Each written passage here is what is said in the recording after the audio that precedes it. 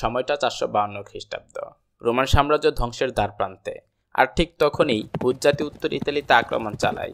এই হামলায় অনেক শহর ধ্বংস হয়ে যায়, আর বেঁচে থাকা মানুষগুলো পালিয়ে যায়। তারা উপকূলের কাছাকাছি একটি লেগুনে গিয়ে আশ্রয় নেয়, ছোট ছোট কিছু দ্বীপে। এই সিদ্ধান্তই পরবর্তীতে তাদের জীবন বাঁচিয়ে দেয়।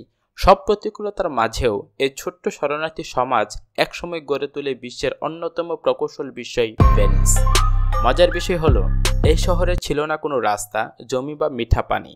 তবু ভেনিসের মানুষজন কাদাময় জলাভূমিকে পরিণত করেছিল তাদের সময়ের সবচেয়ে ক্ষমতাশালী ও ধনী শহরে। দ্বীপে দ্বীপে গড়ে ওঠা খাল ও সেতু দিয়ে গাঁথা এই শহরের বিশেষ নকশা একে করে তুলেছিল ব্যতিক্রমীভাবে প্রবেশযোগ্য।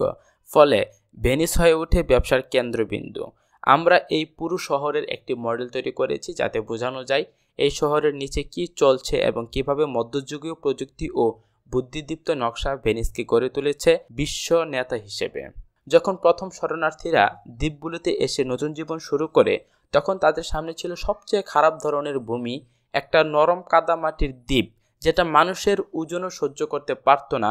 শহর তো অনেক দূরের কথা। তখন ভেনিসবাসীরা ক্রোয়েশিয়ার বন থেকে বড় বড় কাঠ সংগ্রহ করে তা মাটির গভীরে গেঁথে দেয়। তারা প্রায় 5 মিটার গভীরে কাঠ ঢুকাতো, যতক্ষণ না শক্ত মাটির স্তরে পৌঁছাতো। এই কাঠগুলো খুব ঘন করে বসানো হতো, যাতে চারপাশে নরম মাটি চেপে বসে, পানি বের হয়ে যায় এবং মাটি শক্ত হয়ে ওঠে। পাইল বা খুঁটিগুলো শক্তভাবে বসে গেলে উপরি ভাগ কেটে ফেলা হতো এবং উপরের অংশে কাঠের স্ল্যাব বসানো হতো, যাতে ওজন ছড়িয়ে যায়। এর উপর বসানো হতো বিশেষ স্ট্রিয়ান পাথর, যা ফাউন্ডেশনকে পানির উপরে তোলে। এই নকশা ছিল একেবারে যুগান্তকারী, কারণ কাঠ বাতাস থেকে সম্পূর্ণভাবে বিচ্ছিন্ন থাকায় তা পচে যেত না। আজও ভেনিসের নিচে থাকা সেই 1000 বছরের পুরনো কাঠের পাইলগুলো চমৎকারভাবে অক্ষত এবং পুরো শহরটাকে ধরে রেখেছে। ফাউন্ডেশন তৈরির পর শুরু হয় ভবন নির্মাণ। শুরুতে কাঠ দিয়ে ঘর বানানো হতো, কিন্তু বারবার আগুন লাগার পর তারা ইট ব্যবহার শুরু করে। ভবনগুলোকে হালকা রাখার জন্য 3 তলার বেশি বানানোর নিয়ম ছিল না। সিমেন্টের পরিবর্তে ব্যবহার করা হতো লাইম মর্টার, কারণ এটি নমনীয় এবং মাটির সামান্য গতিবিধির সঙ্গে ভবনও হালকাভাবে নড়ে যেতে পারত। ভেতরের দেয়াল তৈরি হতো ক্রিসক্রস বা জালের মতো প্যাটার্নে, যাতে ভবন নমনীয় থাকে। অথচ সামনের দেয়ালগুলো ছিল ভারী, বড় জানালা ও পাথরের সাজসজ্জাযুক্ত, ফলে এগুলো পরবর্তীতে পড়ে যাওয়ার আশঙ্কা ছিল। তাই এগুলোকে মাটিতে গেঁথে দেওয়া হতো লোহার রড দিয়ে, যাতে গোটা ভবন একত্রে থাকে। এই পদ্ধতিতে দ্বীপে দ্বীপে গড়ে ওঠে নতুন নতুন বসতি। অন্যান্য শহরের মতো বাইরে না ছড়িয়ে ভেনিস ছড়িয়ে পড়ে ভেতরের দিকে। দ্বীপগুলো একে অপরের দিকে বাড়তে থাকে। শুরুতে দ্বীপে যাওয়া আসা হতো শুধু নৌকায়, পরে দ্বীপগুলো এতটা কাছাকাছি চলে আসে যে মানুষ ঘোড়ায় চেপে বা হেঁটে পার হতে পারত। এর পরবর্তী ধাপ ছিল দ্বীপগুলোকে সংযুক্ত করা। বিস্ময়করভাবে প্রথম 500 বছর পর্যন্ত ভেনিসে কোনো সেতু ছিল না, কিন্তু ব্যবসা যখন বাড়তে থাকে তখন রিয়াল্টো এলাকা, ভেনিসের অর্থনৈতিক কেন্দ্র, দ্রুত পৌঁছানোর জন্য একটি সহজ উপায় দরকার হয়ে পড়ে। তখন ভেনিসের ডচ একটি প্রতিযোগিতা আয়োজন করে। যে প্রকৌশলী সেরা ব্রিজ ডিজাইন করবে তাকে পুরস্কার দেওয়া হবে। আর হ্যাঁ, যারা ইংলিশ ভাষা শিখে আরও জ্ঞান অর্জন করতে চায় বা কমিউনিকেশন স্কিল বাড়াতে চায়, তাদেরকে আমার চ্যানেলে স্বাগতম। আমি এই চ্যানেলে তথ্যভিত্তিক রিসার্চফুল ভিডিওর পাশাপাশি ইংলিশ ভাষা শেখাই। তোমরা আমার চ্যানেলটিকে সাবস্ক্রাইব করে রাখো, যাতে পরবর্তী যে কোনো আপডেট সাথে সাথে পেয়ে যাও।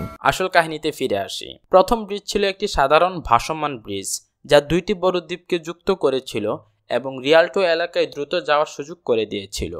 এই ব্রিজ পরে কাঠের ব্রিজে রূপান্তরিত হয়, কিন্তু তা পুড়ে যায় এবং ভেঙে পড়ে। শেষে একটি শক্তিশালী পাথরের ব্রিজ তৈরি করা হয়। এই ব্রিজ তৈরি করতে 12,000 কাঠের পাইল এবং 10,000 টন পাথর ব্যবহার করা হয়। এই ব্রিজ আজও দাঁড়িয়ে আছে এবং ভেনিসের কেন্দ্রস্থলে প্রধান সড়ক হিসেবে কাজ করে। এরপর সারা শহরে গড়ে ওঠে পাথরের সেতু।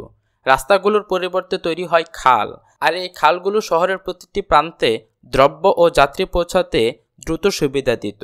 ভেনিসে পথচারী আর ঘোড়ার গাড়ির গন্ডগোল ছিল না, কারণ হাঁটার পথ আর নৌপথ ছিল সম্পূর্ণ আলাদা। তবে এই দুটি পথের মধ্যে সহজে যাতায়াত করা যেত। এর সময় ভেনিস পরিণত হয় ইউরোপের সবচেয়ে ধনী ও ক্ষমতাশালী শহরে। যা কিছু কেনাবেচা হতো তা ভেনিস দিয়েই যেত, আর এতে ভেনিসবাসীরা বিপুল পরিমাণ টাকা উপার্জন করত। কিন্তু ব্যবসা বাড়ার সঙ্গে সঙ্গে জনসংখ্যাও বাড়ে, আর মিঠা পানির চাহিদা আকাশ ছোঁয়।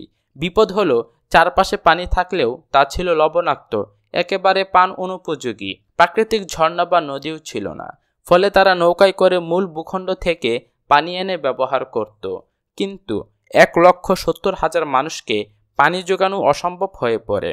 তখন প্রকৌশলীরা ভাবতে শুরু করে, প্রথম থেকেই ভেনিসের দ্বীপগুলো ছিল এমনভাবে তৈরি, মাঝে একটা ফাঁকা চত্বর যেখানে গবাদি পশু চরাতো। এই খোলা স্থানগুলোকে বৃষ্টির পানি সংগ্রহে কাজে লাগানো হয়। তারা পুরো চত্বর খুঁড়ে নিচে একটি বড় গর্ত করে, যেটা পানির প্রলেপে জলরোধী করে। তারপর ভিতরটা ভরাট করে বালি ও পাথরে, আর উপর থেকে টাইলস দিয়ে ঢেকে দেয় যাতে পানি চার কোণে গড়িয়ে পড়ে। সেই পানি পরবর্তীতে ধীরে ধীরে বালি আর পাথরের ভেতর দিয়ে ফিল্টার হয়ে পৌঁছাতো চত্বরের মাঝখানে স্থাপিত কুয়োতে। আরও বেশি পানি ধরার জন্য পাশের বাড়িগুলোর ছাদে ড্রেন বসানো হয়, যা বৃষ্টির পানি চত্বরের দিকে প্রবাহিত করে। এভাবে গোটা ভেনিস শহর হয়ে ওঠে এক বিশাল ফানেল, যা 600টিরও বেশি কুয়োতে পানি যোগান দিত। এই প্রযুক্তি আবারও ভেনিসকে রক্ষা করে। কিন্তু তখনও এক বিশাল সমস্যা ছিল, ময়লা আবর্জনা বা বর্জ্য। মানুষ জানালা দিয়ে সবকিছু বাইরে ছুঁড়ে ফেলতো। যারা খালের পাশে থাকতো তারা অন্তত পানিতে ফেলতে পারত, কিন্তু বাকিদের জন্য প্রস্রাব, মল এবং পচা খাবার সবকিছু রাস্তায় পড়ে থাকতো। তাই 1600 শতকে তারা তৈরি করে একটি গোপন টানেল সিস্টেম, যা প্রতিটি বাড়ি থেকে বর্জ্য সংগ্রহ করে খালে নিয়ে যেত। কম জোয়ারের সময় কঠিন বর্জ্য নিচে জমে থাকতো, তরল অংশ খালে গিয়ে পড়তো। আর বেশি জোয়ারে খালের পানি টানেল ভরিয়ে ফেলতো এবং নিচের কঠিন বর্জ্য টেনে নিয়ে যেত। দুবার করে এই জোয়ার ভাটার কারণে খালগুলো ধুয়ে যেত, পরিষ্কার হয়ে উঠত, আর খালের লবণাক্ত পানি হতো প্রাকৃতিক জীবাণুনাশক। এইভাবেই ভেনিসের রাস্তাগুলো পরিষ্কার হয়ে ওঠে। অবাক করার মতো বিষয় হলো, এই পুরো প্রকৌশল ব্যবস্থা আজও বিদ্যমান। সেতু, খাল আর প্রাচীন বাড়িগুলো আজও দাঁড়িয়ে আছে সেই 1000 বছরের পুরনো কাঠের পাইলের উপর।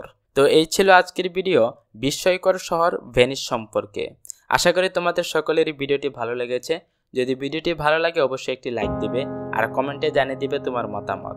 আর চ্যানেলটিকে সাবস্ক্রাইব করে বেল আইকনে ক্লিক করতে ভুলবে না, যাতে যে কোনো পরবর্তী আপডেট সাথে সাথে পেয়ে যাও।